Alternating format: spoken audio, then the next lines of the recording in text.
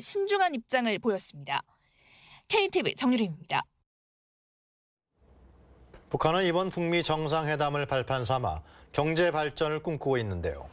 특히 회담이 열리는 베트남의 경제 발전 모델 도이머이에 주목하고 있습니다. 문기혁 기자입니다. 사회주의 국가인 베트남은 쇄신을 뜻하는 도이모이 정책으로 개혁 개방에 성공한 나라입니다. 1986년부터 도이머이를 시작해 한때 총을 겨눴던 미국과도 손을 잡았고 그 결과 최근 20여 년간 연평균 6% 이상의 경제 성장을 이뤄냈습니다. 같은 사회주의 국가인 북한이 주목하는 것이 바로 베트남의 이 경제 발전 모델입니다. 이번 북미 정상회담을 발판 삼아 제2의 도이머이를 꿈꾸는 겁니다.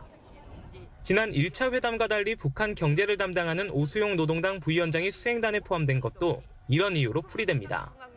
실제로 오수용 부위원장은 오늘 회담이 열리는 하노이에서 110km 정도 떨어진 베트남 북부 최대 항구 도시 하이퐁을 찾은 것으로 전해졌습니다. 외국인 직접 투자 기업이 몰려있는 도이머이의 상징적인 곳입니다. 회담에 이어 곧바로 베트남을 공식 방문하는 김정은 국무위원장도 이 도이머이를 직접 목도할 가능성이 큽니다. 전자 전문가입니다. 베트남 산업 식사를 할 때 김정은 위원장이 동행하면서 여러 가지 이제 전자 관련해서 전문적인 것을 이제 조언도 해줄 거고 설명도 해줄 거고. 다만 김정은 위원장이 이번 회담에서 어느 수준까지 발판을 마련할 수 있을지가 관건입니다. 북한이 비핵화로 미국의 상응 조치를 얻는다면 그중 하나로 남북 경제 협력에 대한 제재 면제가 유력합니다. 문재인 대통령은 지난 19일 북미 정상회담을 앞둔 도널드 트럼프 미국 대통령과의 전화통화에서 남북 철도도로 연결부터 남북 경협까지 역할을 떠맡을 각오가 돼 있다고 밝힌 바 있습니다. 이어서 지난 25일 수석 보좌관 회의에서도 이런 의지를 나타냈습니다. 북한의 경제가 개방된다면 주변 국가들과 국제기구, 국제자본이 참여하게 될 것입니다. 그 과정에서도 우리는 주도권을 잃지 않아야 합니다. 한반도 운명의 주인은 우리입니다. 금강산 관광과 개성공단 재개 등이 가장 먼저 거론되는 가운데 이번 회담에서 어떤 발판이 마련될지 주목됩니다. KTV 문기혁입니다. 트럼프 대통령은 하노이에 도착한 후 트위터를 통해서 김정은 국무위원장을 내 친구라고 표현했습니다. 네, 불과 1년 전 자극적인 표현으로 대립했던 모습과는 180도 달라졌습니다. 최영은 기자입니다. 북한도 비핵화를 한다면 매우 빠른 속도로 베트남처럼 번영할 수 있다. 내 친구 김정은에게는 역사상 거의 찾아볼 수 없던 훌륭한 기회다. 트럼프 대통령의 트위터 내용입니다. 김정은 위원장을 내 친구라고 부르면서 유대감을 나타냈습니다. 김 위원장은 아직 트럼프에 대해 공개적인 발언은 하지 않았지만 앞서 4번의 친서를 통해 소통을 이어왔습니다. 북미 정상이 지난해 1차 정상회담 이후 차근차근 신뢰를 쌓고 있는 모양새입니다. 서로 날을 세우던 불과 1년 전 모습과는 사뭇 달라졌습니다. 지난해 김 위원장은 신년사를 통해 미국 전역을 대상으로 하는 핵단추가 사무실 책상 위에 올려져 있다고 발표했고 트럼프 대통령은 이에 더 크고 강력한 핵단추가 있다고 응수했습니다. 뿐만 아니라 화염과 분노, 완전한 파괴 등의 단어를 사용하면서 수차례 대북 경고장을 날리기도 했습니다. 또 지난 2017년 북한이 6차 핵실험을 하자 유엔 총회 기조연설에 나선 트럼프 대통령은 김 위원장을 로켓맨이라 부르며 로켓맨이 자신과 그의 정권에 대한 자살 임무에 나섰다고 비난하기도 했습니다. 당시 김 위원장은 트럼프 대통령을 불장난을 좋아하는 불안당, 깡패라고 지칭하며 노망난 늙은이를 불로 다스리겠다고 맞불을 놨습니다. 그로부터 1년, 유례없는 친분을 과시하고 있는 두 정상이 이번 하노이 담판으로 어떤 관계로 거듭날지 세계의 이목이 쏠리고 있습니다. KTV 최영은입니다. 문재인 대통령은 오늘 청와대에서 모하메드 아랍에미리트 왕세자와 정상회담을 가졌습니다. 두 정상은 공동성명을 채택하고 신산업 분야 실질 협력을 강화하기로 뜻을 모았습니다. 박성욱 기자입니다. 청와대를 찾은 모하메드 빈 자이드 알 나흐얀 아랍에미리트 왕세자를 위한 공식 환영식. 공식 방문임에도 국빈급의 환영식이 거행됐습니다. 이어진 정상회담에서 문재인 대통령은 지난해 양국 관계의 특별 전략적 동반자 관계 격상 이후 협력이 다방면으로 발전하고 있는 것을 평가했습니다.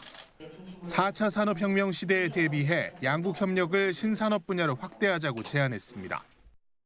5G 등 정보통신 기술과 인공지능, 로봇, 반도체, 신재생 에너지, 스마트팜 등 4차 산업혁명 시대에 대응하는 신기술과 신산업 분야로 협력을 확대해 나가기를 희망합니다.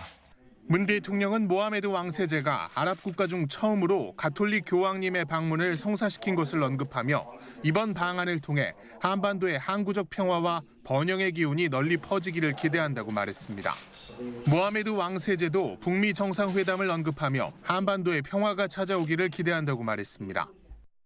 نتمنى أن يعم السلام عندكم ليعم السلام في العالم لأن هذا مصيرنا ومصيرنا مشترك. 두 정상은 특별 전략적 동반자 관계를 내실화하기 위한 공동 성명을 채택했습니다. 고위급 소통 채널을 활성화하고 바라카 원전과 국방, 방산 등 분야의 협력을 강화하기로 했습니다. 또 비석유 분야로 협력을 다변화하고 특히 첨단 산업 분야에서 실질 협력 강화를 통해 4차 산업혁명 시대에 걸맞은 미래형 동반 성장을 추구하기로 했습니다. UAE의 엠베세더 프로그램과 청소년 교류 사업을 통해 양국민 간 인적 교류도 활성화하기로 했습니다. 양국은 정상회담 종료 후 이중과세 방지 협약과 특별 전략 대화, 관광 협력, 스마트팜 기술 협력 등 8개 분야의 MOU에 서명했습니다. 청와대는 이번 모하메드 왕세제의 공식 방안이 양국 특별 전략적 동반자 관계가 공고해지는 계기가 됐다고 평가했습니다. KTV 박성욱입니다. 문재인 대통령은 평화는 강한 군대와 튼튼한 안보의 토양 속에서만 싹틀 수 있다고 밝혔습니다. 문 대통령은 육군사관학교 제75기 졸업식에 보낸 친서에서 최근 남북, 북미 정상이 만남을 가지며 한반도 평화를 위한 담대한 걸음을 내디딜 수 있었던 것도 졸업생들의 선배들이 굳건한 안보로 뒷받침했기에 가능한 일이라며 이같이 전했습니다. 문 대통령은 올해가 3.1운동과 대한민국 임시정부 수립 100주년이 되는 특별한 해로 육군사관학교의 역사적 뿌리도 100여 년 전 신흥무관학교라며 독립군의 희생정신은 육사생도의 신조로 이어오고 있다고 덧붙였습니다. 내일 서울과 인천, 경기에서 고농도 미세먼지 예비 저감 조치가 시행됩니다. 환경부와 수도권 대기환경청, 서울특별시, 인천광역시, 경기도는 내일 오전 6시부터 오후 9시까지 서울과 인천, 경기 전역에서 수도권 고농도 미세먼지 예비 저감 조치를 시행한다고 밝혔습니다. 예비 저감 조치는 발표일 기준으로 이틀 뒤 비상 저감 조치 발령 가능성이 높을 경우 하루 전에 공공부문을 대상으로 하는 선제적 미세먼지 감축 조치를 말합니다. 최저임금 결정체계 개편안이 공론화 절차를 거쳐서 확정됐습니다. 최저임금위원회가 2개로 나뉘어지고 최저임금을 결정하는 기준에 새로운 지표들이 추가됐습니다. 홍진우 기자입니다. 예의가 없어요, 예의가. 최저임금법 제정 이후 30여 년 만에 추진되는 최저임금 결정체계 개편. 대국민 의견 수렴 결과 최저임금 결정체계 개편과 기준 보완이 필요하다는 의견이 대다수였습니다. 정부가 이 같은 의견 수렴과 토론회 등 사회적 공론화 절차를 거쳐 최저임금 결정체계 개편안을 확정해 발표했습니다. 발표 직후부터 2월 초까지 사회적 공론화 작업을 집중적으로 진행하였습니다. 최저임금 결정의 합리성과 객관성이 높아짐으로써 노사공 합의가 촉진되고 개편안을 보면 최저임금 심의 의결 방식이 전문가로 구성된 구간 설정위가 먼저 최저임금 인상 범위를 정하고 결정위가 그 범위 안에서 최저임금을 확정하는 것으로 이원화됩니다.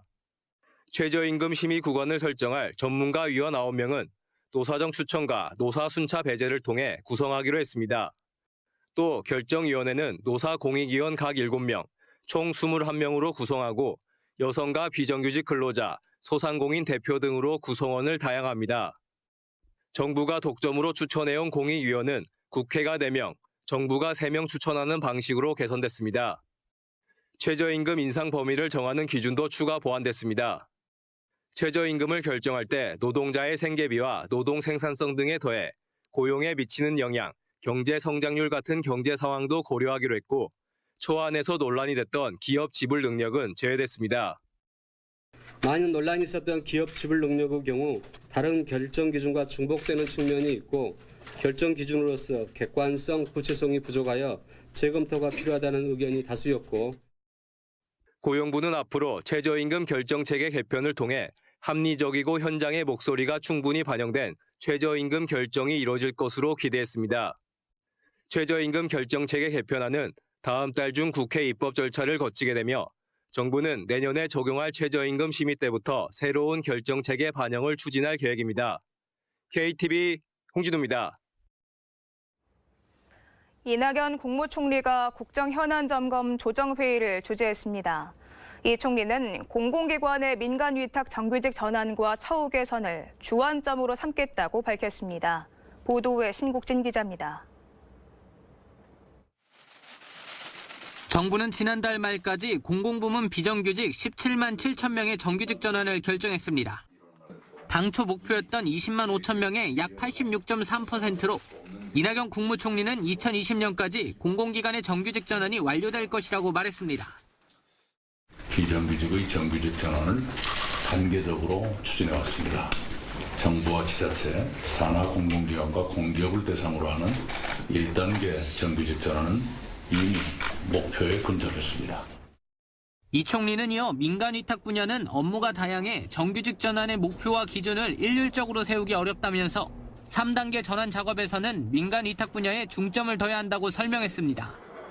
특히 정부는 공공부문에서 위험을 외주화하는 수단으로 민간위탁을 이용하지 않을 것이라고 밝혔습니다. 직접 고용이 어려운 대상에 대해선 노동자의 근로 조건을 보호하고 처우 개선과 인사관리 체계화를 지시했습니다. 이 총리는 이어 고 김용균 씨 사망 사고의 진상을 규명하기 위한 특별조사위원회가 곧 출범한다며 위원회 활동을 지원